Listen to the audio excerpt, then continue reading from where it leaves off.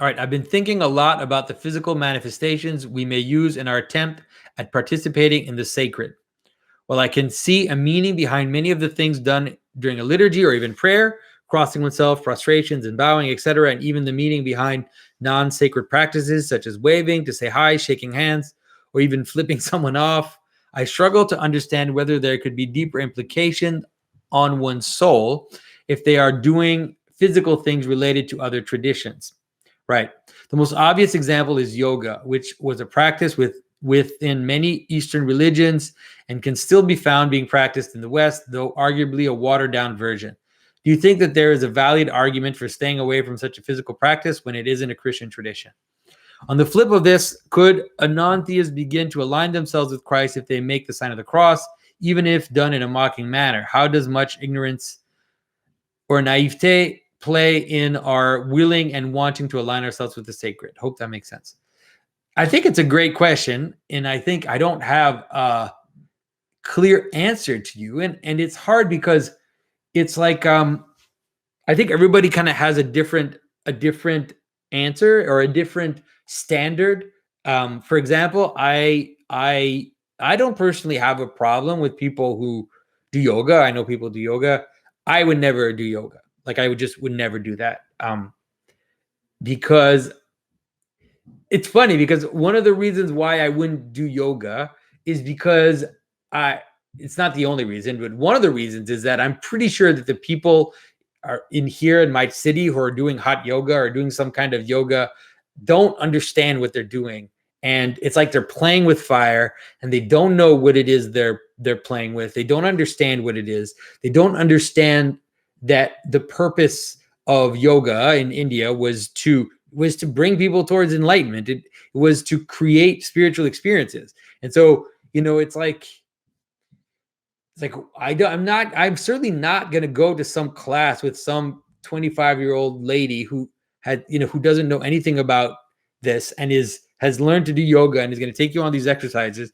And she has no understanding of what those are supposed to really link to.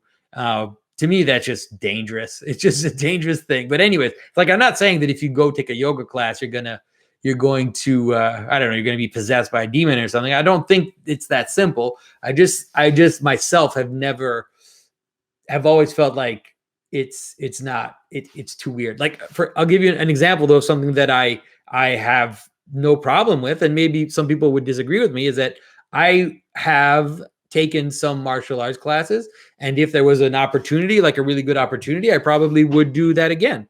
And because martial arts is also a fighting technique, and because it is, although it's obvious, like if you look at Kung Fu or if you look at some of the practices, that they do understand things analogically, they understand it spiritually to a certain extent. There's also the idea that you really do have to beat the guy in front of you. Like you actually have to win the match. You have to learn the move. Like if you don't know how to block, you don't know how to block it. There's also a grounded aspect to it, which seems to make it less dangerous, in my opinion.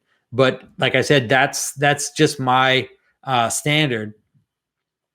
The idea that doing, like, would someone who's an atheist making the sign of the cross, would it maybe align them with Christ? Look, I don't know.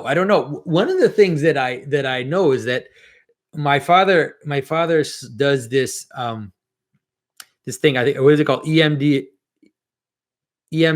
or something like that. It's like it's a psychological technique to help people who are traumatized. And he was telling me that in order to help people who are traumatized, like they have to go back through their memories, and he moves his fingers like this, and they have to follow his fingers. And I was like, really? So interesting.